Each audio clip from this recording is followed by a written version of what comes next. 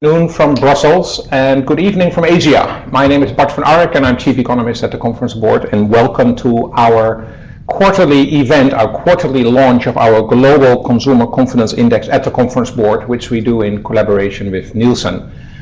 We have done this survey for a while together with Nielsen, but today is the formal launch of this index, and we're out here today with you as members and other audiences joining us, but also out in the media. And it's great today to have a panel with us to discuss some of the results. So this morning we presented the result for the first quarter of 2019.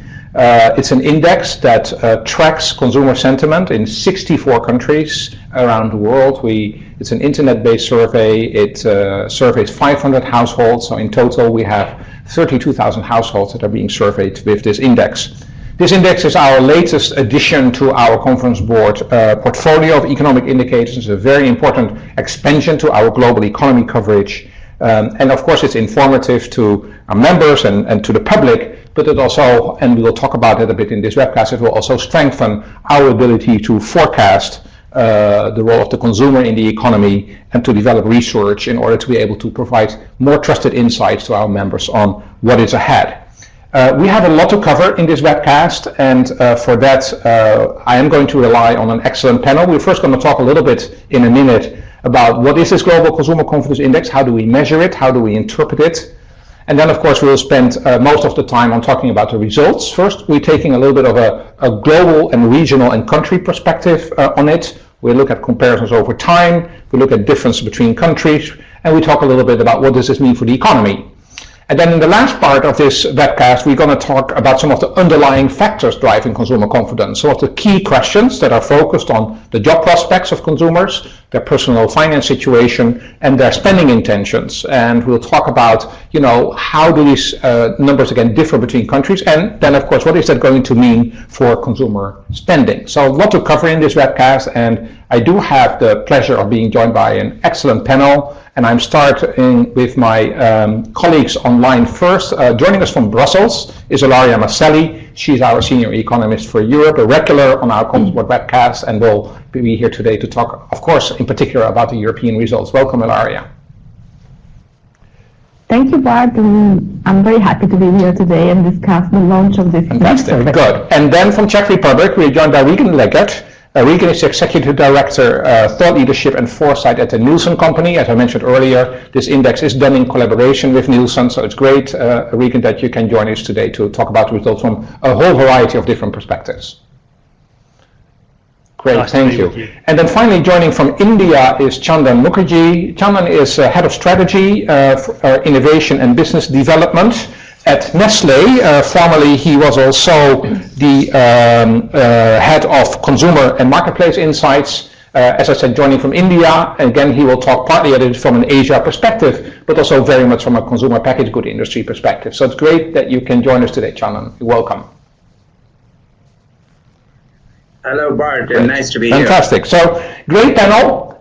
Before we go into discussion, just one or two things that I'd like to tell you in order to get most out of this webcast. We do have some slides in this webcast with some of the results. You can download those and save them, share them with your colleagues or anyone else you want to share it with. This is a public webcast. We also like you to ask questions. This is an interactive webcast, and there is a little pod at the bottom of your screen, a chat box. You can put in your questions there. They appear on the screen here, and we will weave them in during the conversation. So don't hesitate to put in your questions anytime. We'll try to pick them up as many as we can during the webcast. The more we hear from you, the better.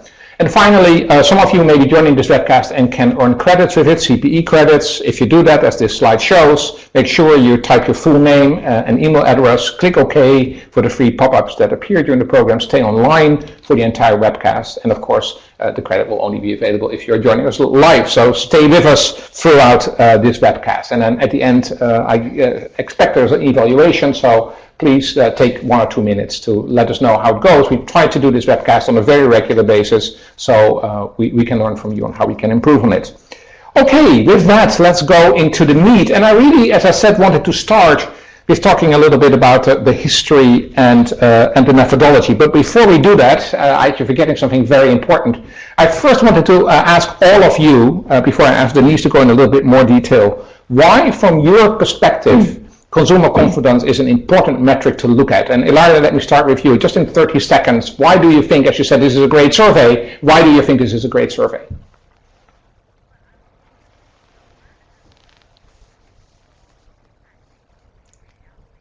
Area makes up 54% of GDP, so we better understand what is. That's a good one. The consumer is the most important driver of the economy, so we better understand what they're thinking. Regan, from your perspective, why is consumer confidence important to look at? Yeah, as Ilaria said, it's a great barometer of consumer spending. Often you'll see an increase in retail activity in line with confidence upticks or downturns. So it gives context to performance at an organisational level. Yeah, and we talk extensively about what it tells us about consumer spending versus what it tells about the economy, because the survey really has these two purposes. It helps us to tell us something about the economy, but it also should help us to understand spending better. And it's not a very easy story to fully understand that relationship, so we have plenty of time to talk about it. Chandan, let me ask you for 30 seconds, why is it from your perspective, representing Nestle here, important to look at numbers like this? Well, I think from the perspective of the consumer packaged good industry or any business which has to deal with consumers, you need to understand the sentiment of consumers. And in a world which is disrupting, where there are tectonic shifts in various places, I think it's important to stay grounded and understand where the consumer is and what the consumer is thinking and feeling and where the sentiment lies. So very, very key data point for us, and we fuse it with other data sets. So I think we now warmed everyone up to something really important in the next sort of 15 minutes. So Denise, let me ask you the question also, but then straight away also go a little bit, talk in a little bit more detail about the index. So yeah, I think this is a really interesting index because first of all, you get a heat map of the world. So it helps companies to make investment decisions and see where there are opportunities. But also it's only a snapshot. So these numbers can actually be influenced by the right marketing. So I think this is a great opportunity for companies to understand, where to focus their marketing activities. Okay, good. So talk a little bit about the index. We put some things together here in this slide. What is this animal? Sure. So the survey was actually launched in 2005 by Nielsen, as Bart mentioned earlier. The conference board took it over a couple of years ago, and we soft launched it last year. It's a survey of online consumers, 32,000 around the world, in 64 countries, which makes 500 online consumers per country. And the regions that we look at are Asia Pacific, Europe, Latin America, Middle East and Africa, as well as North America. We use a representative sample, representative of the online population, and we weigh that by gender as well as age. The criterion for a country to be included in this global index is that 60% of the population in that country have to be online. Or the other criterion is if 10 million consumers in that country are online.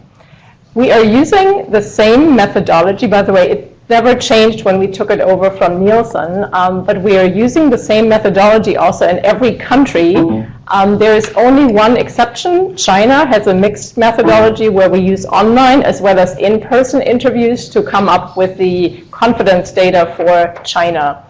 And in addition to the confidence numbers that we gain from the survey, we have additional questions that we ask consumers, such as, do you feel like your country is in a recession? Have you cut back on spending? How do you use additional money that you have, like on what kinds of product categories? As well as a bunch of other questions. So let's talk about that in a second. First, this is not the only global consumer confidence index that exists, right? There are more global consumer confidence indexes. So what's special about this one? This one, our index actually includes more countries, and also, as I mentioned, like a great value is like these, the data that we gain in addition to just the confidence data, which actually help to interpret what is going on in a certain country or a certain region. So it's really what I mentioned before, for companies to craft their and tweak their marketing strategies, this additional information is really, really helpful. Yeah, and I think another question that's important, of course, the Conference Board does also publish the US Consumer Confidence Index. That the Conference Board has been doing that since 1967, but that's a very different survey, right? Yes, it's a different methodology, and we are not using the US numbers from that survey for the global index. So this is a snapshot of consumers around the world at the very same moment in time, which makes it, so unique that we have this, global map of consumer confidence every quarter. Yeah, fantastic. So let's talk a little bit more about indeed what's in it. You already mentioned a few things, but maybe you can talk a little bit about sort of what are the three key questions that we're asking. Sure. So 3 established measures to, gauge how consumers feel about the economic situation are their perception of job prospects over the next 12 months. The second is how consumers feel about their own personal finances over the next 12 months. And the third is how good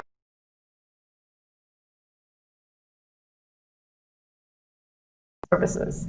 So we take the responses from consumers to these 3 questions and make an index out of it.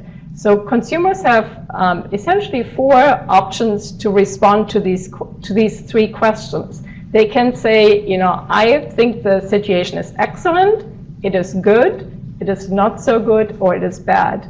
And based on these responses, we assign values between 0 and 200. So if somebody says bad, the score would be 0. If somebody says excellent, that would be 200.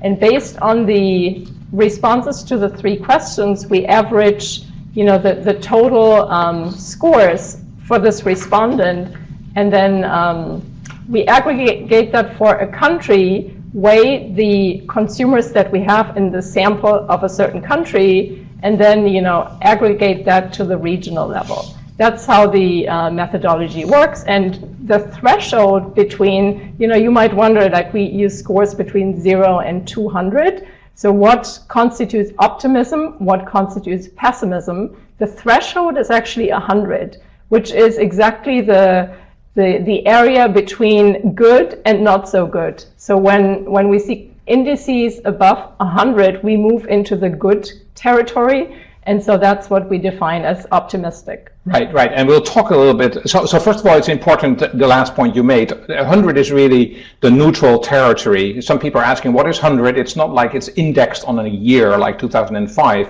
It's basically the change in the number of consumers that have a more optimistic versus a more pessimistic feeling. And then, of course, we'll talk in a minute about, can we think in the same way about optimistic consumers in, for example, India versus consumers, for example, in South Korea. And there are some differences there, but we'll come back to that later.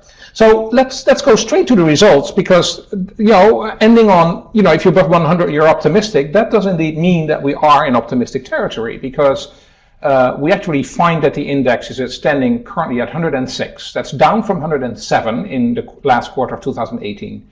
That is what we call a slight decline, and really it's not a decline that is very significant. It basically means that we find more optimistic consumers in the world than pessimistic consumers, and it hasn't really changed a lot. What is also very important is, and we'll talk about it in a little more, that this number is at historically high levels right now, but we'll talk about it in a second. This chart is a lot to see, and we'll take a deep dive on a region-by-region basis with my panelists in a minute, but those are heat maps. So on the left-hand side, you are looking at the level of the index. So if a country is red or orange, it means that there's more consumers that are optimistic, so those have numbers above 100. And if consumers are a little cooler on their optimism, then you will see them in the blue territory. So you can see one thing very clearly, the most optimistic consumers, at least consumers that find themselves optimistic, you find in North America, including the United States, but also Canada, and in most of Asia Pacific, including China, including India, and most of the other countries there. On the right-hand side, you're looking at the change over time. And this is the change over the last quarter of 2018. You could also look a year back. That would look somewhat different. And again, we'll talk a little bit about that in a minute.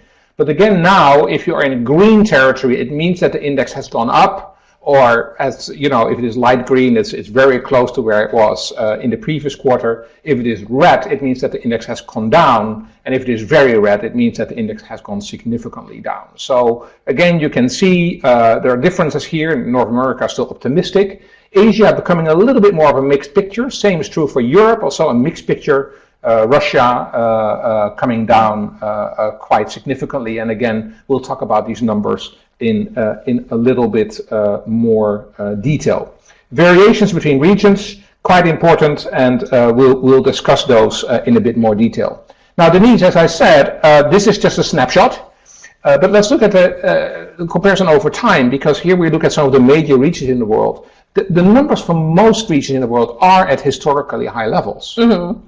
Yeah, you wonder, you see these lines pretty much creeping up. Like if you look at the global line, the black one in the middle, that has consistently going up. So has Asia Pacific, like the orange line.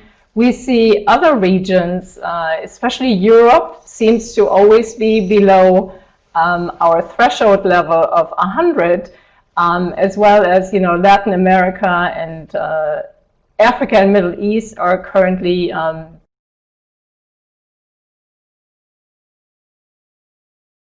we actually compare these regions and the different levels.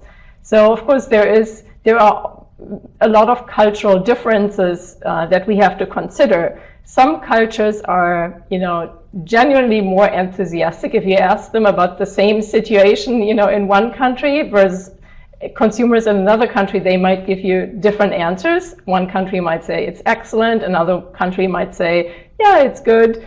And that also has to do with some structural differences between countries.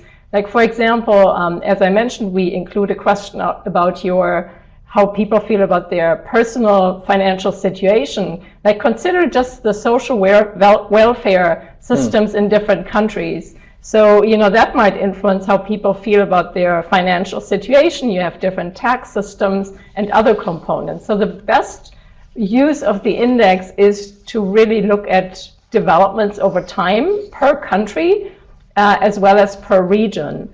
It's like, you know, when you want to track changes in temperatures, for example, you wouldn't you know, use two very different regions of the world like Siberia and, you know, Africa and say, you know, the temperature in Africa has increased by this much and in Siberia like this much. It's not so meaningful. So the best way to use it is really to stay within a country or within a region and track trends over time. Yeah, that's an interesting way of describing it. And we'll come back to this slide on Asia Pacific, but I'm just showing you for a second because there are two outliers here. You know, on the one hand, we got India being very optimistic, South Korea being pessimistic. When you look at it over time, you know, consumers, online consumers, that is, who are on the internet in India tend to be always more optimistic, whereas in South Korea, consumers always tend to be more pessimistic. So the way to think about it is that if, in the case of India, if the index would go down to 100, it's pretty bad news. Whereas in the case of South Korea, if the index goes back up to 100, it's pretty bad news, right? But having said that,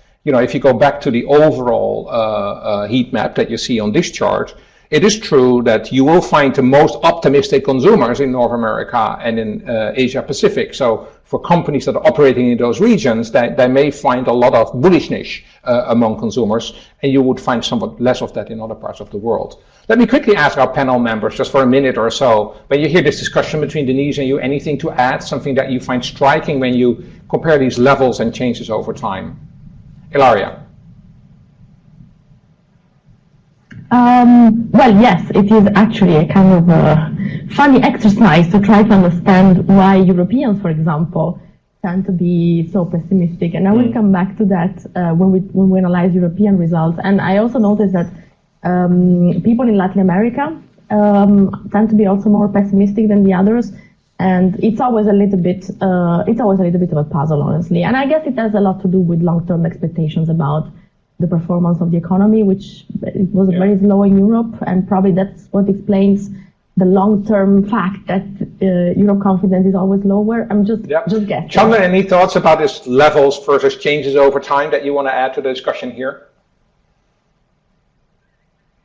Well, I think looking at the global chart, it's very, very interesting. I think on one side, the emerging markets or the emerging countries show some good positivism. You know, many of them in Asia, for example.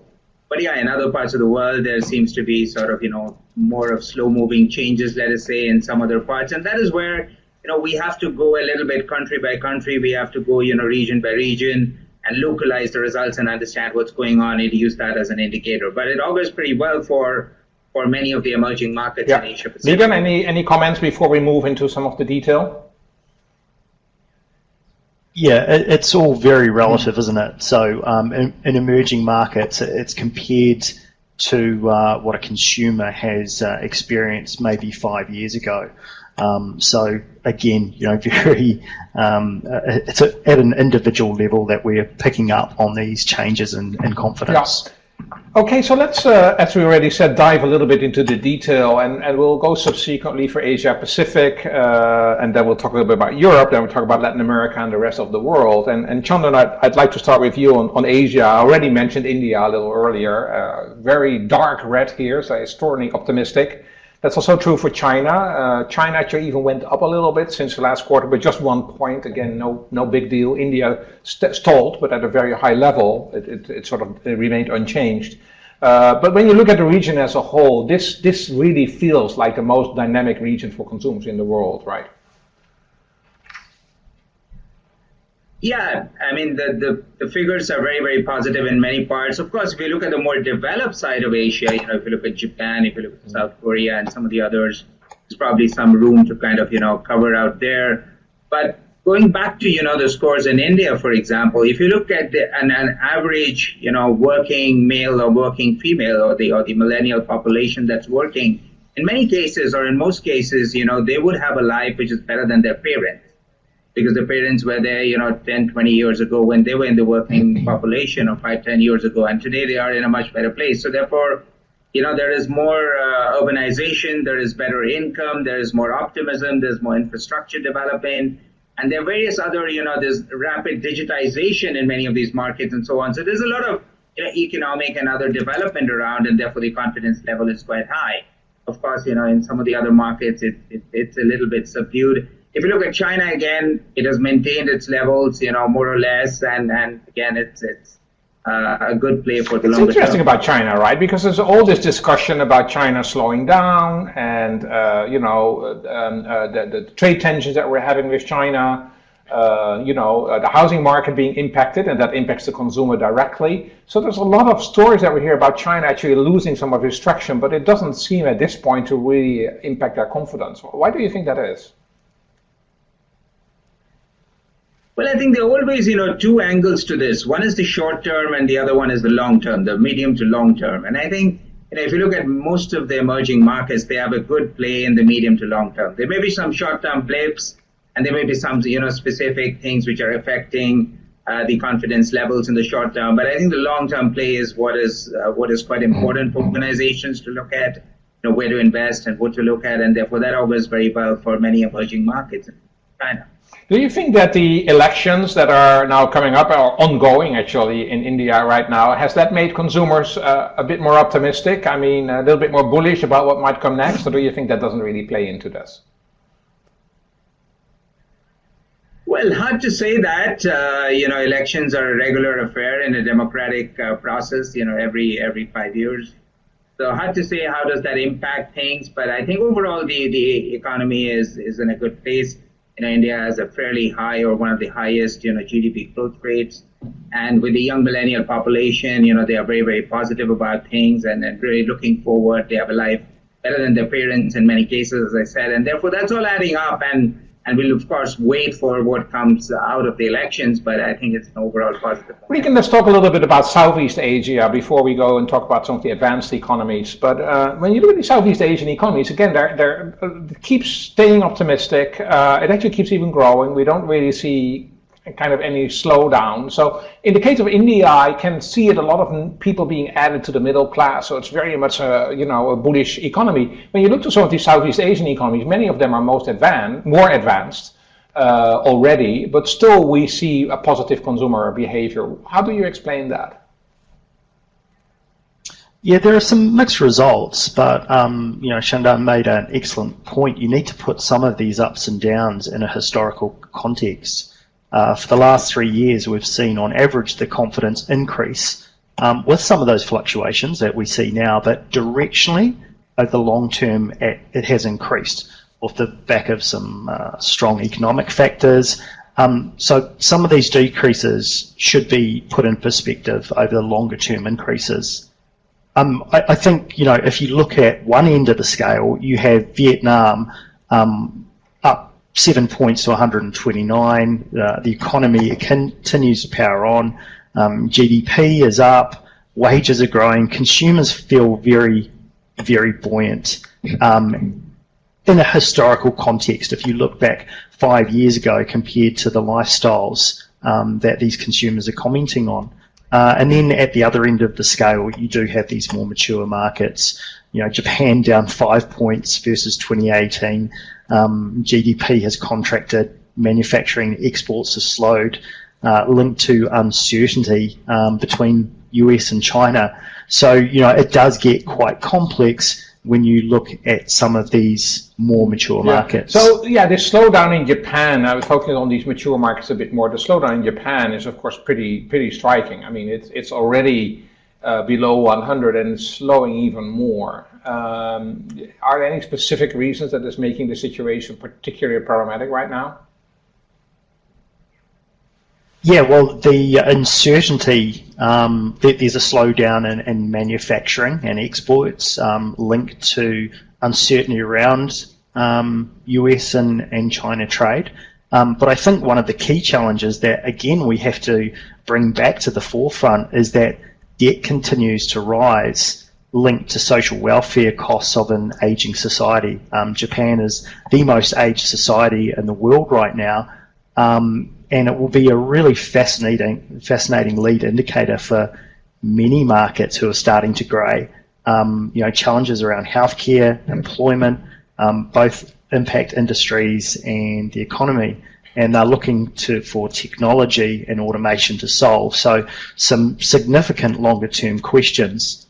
I think in the shorter term, it remains to be seen how things like the upcoming Rugby World Cup at the end of this year and 2020 Olympics next year will stimulate the economy and hopefully should have some, a longer term benefits for tourism and exports. Yeah, and I think, an important issue also in Japan is the rise in the VAT tax, which might happen later in the year, and that could potentially also add to, those are the kind of shocks that consumers really don't like, and it might actually help in the short term for consumption to pick a little bit up ahead of that tax hike, but down the road it could become a bit of a problem. So, and we can talk a little bit about it when we come down to the sub-questions, but when we look at Japan, I mean, job prospects, personal finance, one of the few countries where we actually see bigger concern among consumers. So there's definitely one of the countries we need to keep a close watch on.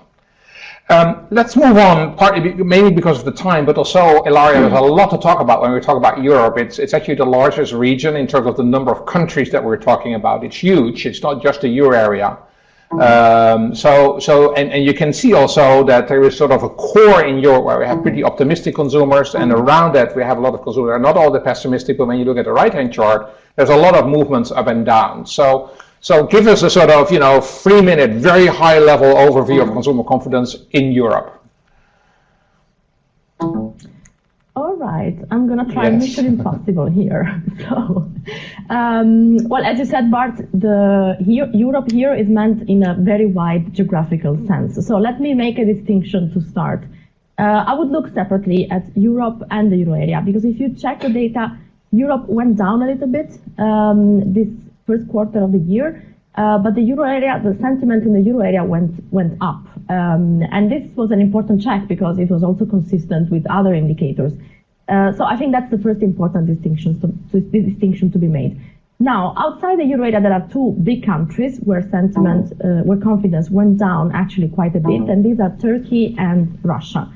Now, in both cases, this negative change is actually quite consistent with the outlook as a whole. In Russia, some declining path since a while, and now it's as low as 62. Now, we know Europe tends to be lower than the others, but 62 is actually a very low level of confidence. And if you look at the sub-questions, what is interesting is that consumers are very cautious about purchases and worried about their finances in the upcoming months. Moving to Turkey, again, the fact that confidence is going down is very much consistent with the outlook of the economy, where, let's remember, there's been a devaluation of the lira last year, and unemployment is very high.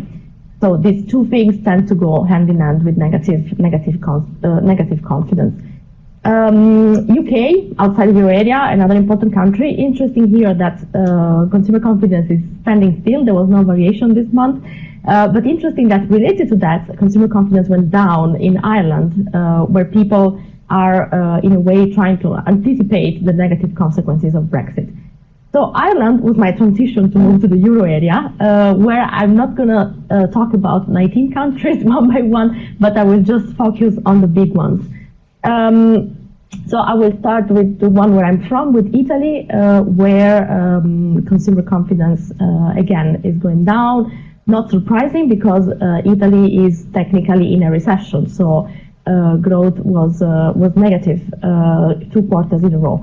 And what is interesting, if you look at one of the sub-questions of the survey, is that as many as 84% of people surveyed believe that the country is in a recession. So nearly everyone has this recession feeling. And this says a lot about why confidence is going down. I'm a bit puzzled by Spain, where I don't have a good explanation for what is going on. If someone has, please explain it to me, because also in Spain, there is quite a bit of people, 69% of people, that believe their country is in a recession, but this is not true at all, because the country is actually growing faster than the euro area average. What I noticed that is an important development, and this might be perhaps an explanation why consumer confidence was negative this quarter, is the fact that there is elections upcoming. And again, if you look at one of the sub-questions, so I had to dig really deep into the data. If you look at the sub-questions, there are people are worried about political stability. So, and the share of people doubled compared to 6 months ago. So I wonder if consumers are stressed by possible strange outcomes that can start again the tensions with Catalonia. I'm wondering here. I don't have a good explanation, as I said. Now, last but not least, France and Germany. For France, there's been a strong rebound in Q1 compared to Q4 of 2018. And I guess that is the fact that the Gilets jaunes protests have cut down a little bit compared to the end of Q4, where it was really heating up.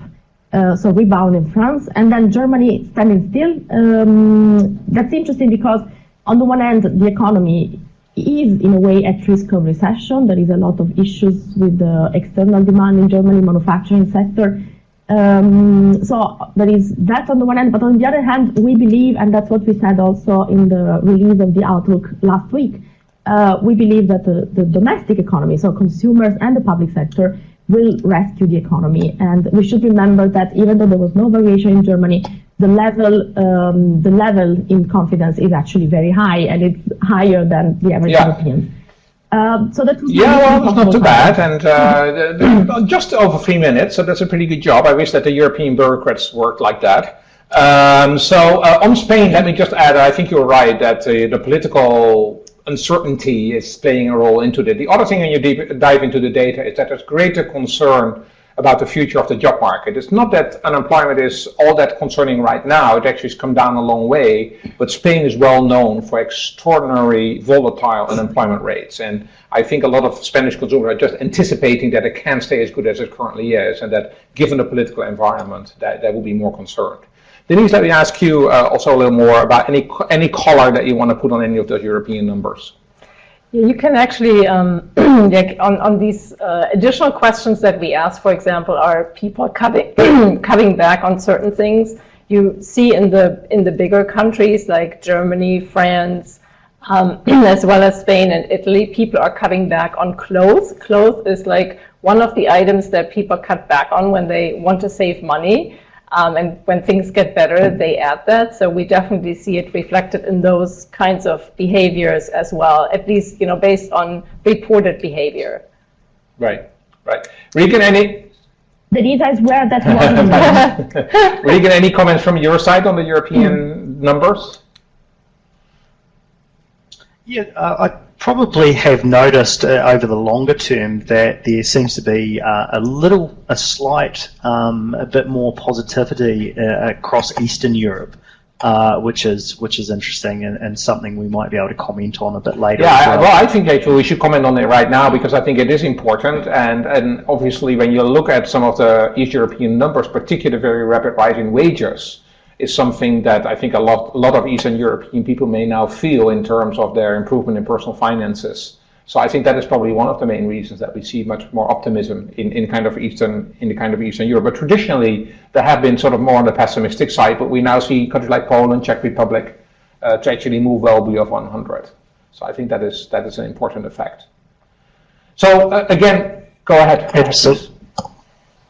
Sorry, absolutely, and just in talking about Poland and Czech Republic, there seems to be a cycle where there's very low employment, so employees are offering better wages, and this has been cycling for a few years now. So improved discretionary spending is seen to come through in the CCI. Okay, let's quickly continue our tour around the world. We still have two sort of regions to cover, and we want to go also a little bit more in deeper questions. So Regan, can you quickly take us through some of the Latin American results? What's particularly striking, of course, is that all the countries in Latin America are up. I mean, Brazil is flat, but everybody else is up. And that is actually pretty interesting for a region that is coming from a low level, typically rather pessimistic level of confidence. Yeah, incredibly positive signs, actually. And again, this is why we need to take that historical perspective, because historically, the region has seen quite a bit of fluctuation, both ups and downs. The changes always seem to be quite significant due to the volatile political landscape. For this quarter, the biggest movement has come in Peru with a really significant 13-point upturn to 109 points, and that's the highest in the region. The confidence is based on sound growth in the economy and a popular political vision and government approval. But the watch out for Peru is that, to some point, there's a dependence on resources sector that could be prone to a global slowdown, which then flows into wages and employment. For the rest of Latin America, as you said, Bart, Costa Rica, Argentina, Venezuela, and Mexico all have increases in confidence above 4 points. Brazil was flat. And my own personal observation, at looking at these numbers for quite some time, is that any move toward stability or just a change in political vision in Latin America will elicit an increase in confidence. Sometimes when that confidence hasn't necessarily been earned. To give Argentina as an example, recently inflation has been a real issue and concern for Argentinian consumers, and their confidence has suffered from that. But in replacement of any fantastic improvements seen in inflation, even though it's forecast to slow, the simple focus from the government, the communication of that focus, and some shorter-term stability appears to have caused an uptick in the confidence. And that seems to be a pattern in a really volatile Latin America landscape. Yeah, and of course both Venezuela and Argentina are both at rock bottom levels of confidence, right? So even some of those upticks at the low end doesn't mean that these countries are necessarily now in very good shape. I think Brazil is very interesting. If you look at it historically, I mean, Brazil really saw a big collapse in terms of consumer confidence. It went well below the 80s about 2-3 years ago, and it is now back at levels close to 100, actually 99 right now. So Brazil has made a big comeback, but now is leveling off a little bit. I think consumers are not just awaiting what the elections and the new political environment is going to offer them in going forward. So so let's just wrap this section up so that we can spend a little bit more time on other issues. I just show you this slide. I mean, we obviously can't go over all of them. Just wanted to mention myself, the United States, which is sort of the sixth level of above, very confident consumers. As I mentioned, it covers what we do monthly consumer confidence index. That's a postal survey, completely different. But the numbers are pretty much aligned. We've seen some volatility. It's actually flat quarter over quarter in this index. In the monthly index, we have seen a bit more volatility. consumers have been responding to the government shutdown and the financial market jitteries, but they have rebounded from that. But we can see that the US is sort of at a relatively high level, and frankly, a lot of these countries that are relatively high level here are showing a tendency to peak. I think that's another message that I think is important in this global consumer release right here, is that, you know, the high level, historically high levels, it doesn't feel like this is going to go up significantly higher. And I think as a result, you know, the way to think about this in terms of the consumer outlook, in terms of the economic outlook with regard to consumption, is that this is probably as good as it gets.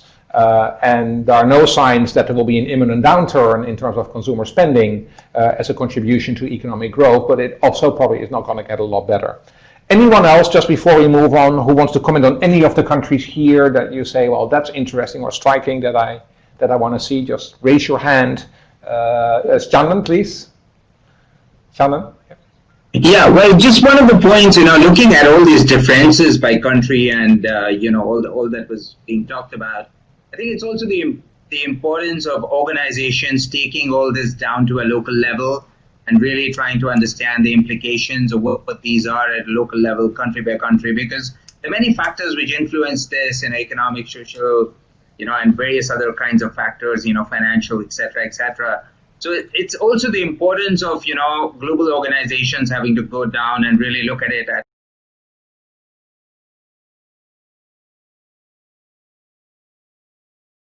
to make a comment on North America, where we have seen spending intention, like the question that asked, is now a good time to spend on goods and services? We have seen that actually softening quite a bit, although everything else looks really, really positive in terms of job outlook, personal finances. And people also report like the lowest level across the world in terms of a sentiment of recession. The rate of consumers having cut back on spending has also gone down. So it looks to me really people are just cautious. They feel very good right now and they have the money. However, they are very prudent about how to spend it. Yeah, and I think it goes back indeed to the overall comment on the economic outlook indeed, that, you know, this is as good as it gets. They're not pulling back right now, but it is an environment that becomes sensitive to potential shocks. So if something happens that is unexpected, that could actually push the economy off, the consumer right off, and that could actually then begin to trigger a recession, given the fact that we're already sort of in this very long expansionary period. Maybe one final question before we move on. There are a couple of questions coming in. One question is a survey response. Maybe this is to you, Rieken, because you talked about it before. Survey respondents in Japan tend to use the lower end of the scale on surveys. Does that impact their score relative to other countries? So I guess the nature of the question is there also a cultural element in this that is sort of accelerating the pessimism of the Japanese relative to other countries in Asia or mature economies in general? Yeah, it's actually a question that I've fielded out to both my colleagues in the South Korea office and the Japan office while I visited. And one of the responses that I think summed it up very well was they said that culturally they're very reserved in their optimism. So even if they believe things are going very well, they will probably downplay it a bit. And I think we do see that in the CCI results. To my earlier point, if consumers in Korea or Japan would move up towards 100, that would be a real buy environment because there would be a lot happening right there. Well, somebody asked a question about consumer confidence appeared to have peaked in the first quarter of 2018. I made the comment earlier. I think that is correct. This is probably as good as it gets. And that will have some implications for ongoing consumption. It will remain strong for the time being, but there is a little bit more vulnerability in terms of shocks. And finally, somebody had a good suggestion and say, I'd be interested to see some correlations between consumer confidence and growth numbers, and then actually different type of growth numbers, whether it's GDP or consumer spending. And that's a good suggestion and one of the things that will be on our research agenda. Okay, let's use the last 15 minutes now to take a little bit more of a deep dive and look a little bit at job prospects, personal finance situation and spending intentions. Remember, those are the three underlying questions that are the most important. Irlay, let me start with you on the job prospects. Why are job prospects so important for spending, for consumption? What are the important trends in Europe and in other parts of the world? Why are they weaker in Europe than in other places of the world? Tell us a little bit about why the job market plays so much into the consumer confidence. Okay, let me give it a try. I think in general, we should not forget that for the median household, employment is the main source of income. So that, I think, it's valid for any place in the world. Now, when I often check the results for Europe, I notice many times that consumers tend to be pessimistic about the job question, even though perhaps sometimes they have better responses for the other two questions. But the job one, they tend to have pessimistic view. And I think there is a reason for that, which has to do with the structure of European labor markets. Because we know that unlike in the US, not all European labor markets, but many European labor markets tend to be rigid. And there is less turnover in companies, there is less, people tend to stay longer in the same job. And this means that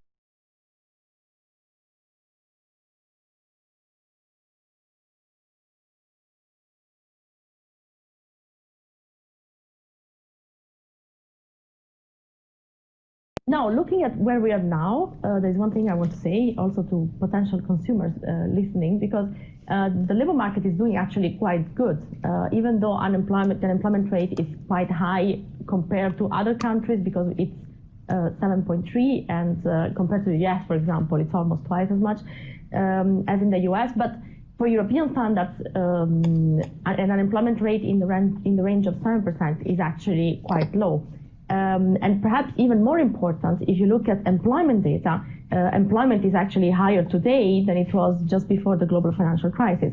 So the labor market is not doing bad. And despite that, perhaps because of what I said, Europeans don't feel comfortable about the labor market. And actually, it's interesting the way you describe it. I mean, this is a pretty busy chart that people are seeing here, but actually what it shows is that it shows job prospects, which are on the left-hand side of each of those panels.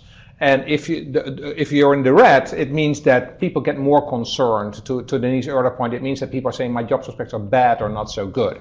And you can see how much higher Europe, which is in the bottom left panel here, is, but also Latin America, relative to North America and Asia Pacific. So I think flexibility in the labor market, the ability to move quickly, but also, as we discussed earlier, a certain amount of discomfort with volatility in the labor market, which is higher in places like Europe than it is in the United States, is probably playing a role also. So I think those are some of the important observations to make here. Let's move to the middle panel, to personal finance, but also to intention to spend, right? So again, you now see the left and the right-hand side. There's a fair amount of stability here, but still, particularly when it comes to spending intentions, you see a little bit of movement towards, for example, in North America, which Denise already mentioned, but also in Europe, that intentions of people to spend are becoming a little bit more pessimistic. Chandlan, let me ask you a little bit. When you look at these, personal finance and intentions to spend kind of categories, what kind of observations would you want to make here? So I think despite relatively strong sentiment regarding job prospects and personal finances, global consumers are getting more cautious about spending intention. So that's sort of a takeout, that they are getting a little more cautious. And I think if I remember the results right, about half of them are stating that this is an excellent or a good time to spend. So there's of course, differences by region, they're more softened in North America and Europe, and however, consumers in Asia Pacific are showing a little bit of an upward trend on spending intentions in many different markets. Of course, there are, country-wise differences out there. And, as a takeout for organizations, I think organizations have to start thinking about, what kind of value propositions really appeal to these consumers. And in a world which is changing quite fast, and you see, some of these scores, and we talked about the long and the short term, and some of these scores going up or down, to think also about how do we get more newer sources of value in there. And this is what businesses have to think about in a more agile manner, in a more adaptable manner, in a more flexible manner, to be able to tap into some of these changes in consumer spending and some of the caution that is getting exercised because of some of the economic uncertainties or the other aspects. Right. Yes, correct. And so Denise, let me go to you also and talk a little bit about those spending intentions. In particular, we raised that point earlier about the relationship between intentions and the actual spending of consumers. How do we think about that? Yeah, so those are two different things, of course. The survey is all self-reported. And keep in mind that people are looking forward. So they are, thinking about the future. So people don't mean to, say, don't report what they think accurately, but they might just not know. And also keep in mind there, a lot can happen between your spending intentions and what you actually do because of companies' marketing activities. Like, who would have thought that we are now buying, cell phones for over $1,000? It sounds crazy, but people do prioritize and they make choices. It doesn't mean when, spending intentions get softer that people don't spend at all anymore. However, they will be, more critical. They will deliberate purchases more. But it's also an opportunity for companies to, step up to the challenge and to innovate. Like, it's, often in times of crises, there will be a lot of innovation, and look at, all the innovation that has been going on around the world, partly because of technology, but also companies have leveraged technology to invent new businesses. Think of Uber and Airbnb, all these very disruptive businesses. So, spending intentions are not translating one-to-one to, what people will actually do in the future. But again, it's an opportunity for companies. When people get more concerned about spending, where are the first savings going to happen? So savings are typically in the categories that are really optional, like things that you don't need necessarily, like clothes. We also see people trying to save on out-of-home entertainment, like going out, going to show, going to restaurants. But also they try to save on gas and electricity, as well as we have seen that too. People are cutting a little bit back on buying technology or upgrading their technology. And big ticket items like big consumer durables. Yes, we see that a little bit too, along with technology as well. Yeah. Now, vacations are in an interesting category. Like, we also see, we have two questions or two items that people can comment on, which are, one is like short breaks, short trips versus the annual vacation. And we see, people are cutting a little bit cut back more on the short trips versus their annual vacation. But again, there is also opportunity if people don't want to spend as much time on, on trips, maybe there are opportunities for staycation offerings. Maybe the RV industry will pick up. Companies like Airbnb and, swapping homes and businesses like that might find opportunities in this environment. Regan, you guys at Nielsen, of course, are completely focused on this question about which consumer categories are most important. So how does all this discussion that we're having about confidence relate to these variety of different consumer categories? What can you share from your insights around it at Nielsen?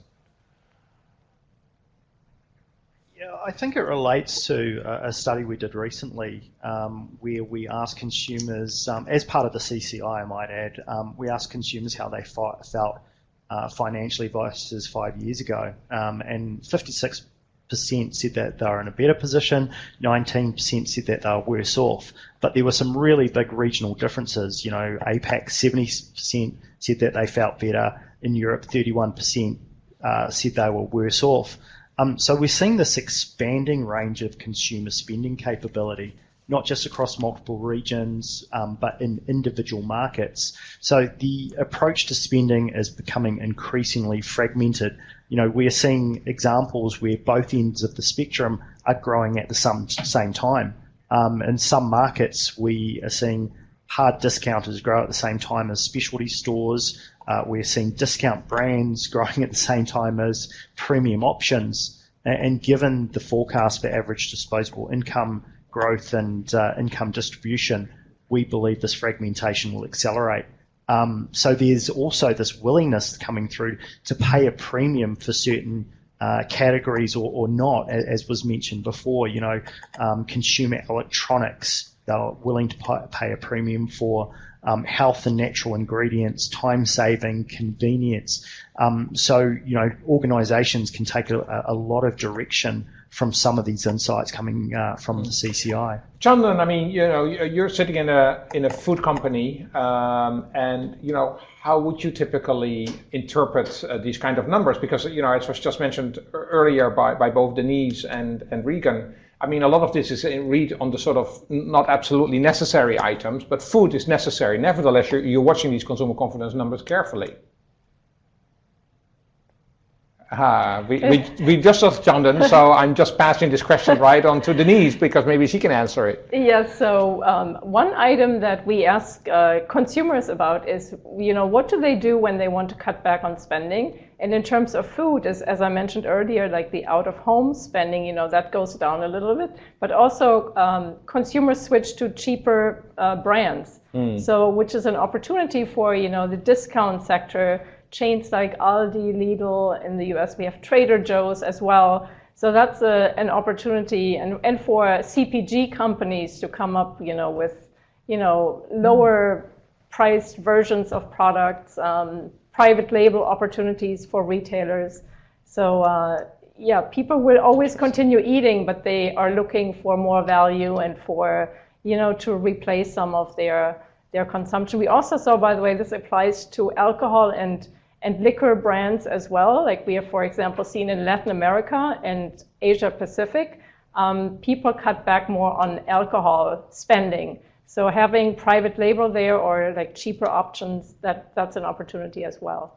Regan, is that also what you observe in the Nielsen studies, that indeed when the tension to spend a little less or a little bit more tension, that people are going to think harder about substituting brands for cheaper labels? Yeah, cheaper labels, but also different types of products, as was mentioned before, and quite interesting, some of the categories really differ by region. European consumers feel like they won't give up on or spend a premium on, say, something like coffee, but will continue to spend on makeup or cosmetics a premium. So some of these things that are personal to a consumer, they're willing to splash out and spend a little bit extra. Great, yeah. So let's wrap up. We're almost approaching the top of the hour. Time always flies in these kind of discussions. This is a data set. There's a lot of interesting stuff in. So let me ask each of you, for the next release, if there's something you would like to know a little bit more about, right? Something that you saw and say, that's really what I'd like to study in a little bit more detail. What's kind of interesting in this survey that you think you would like to dive a little bit more deeply in? And Denise, let me start with you.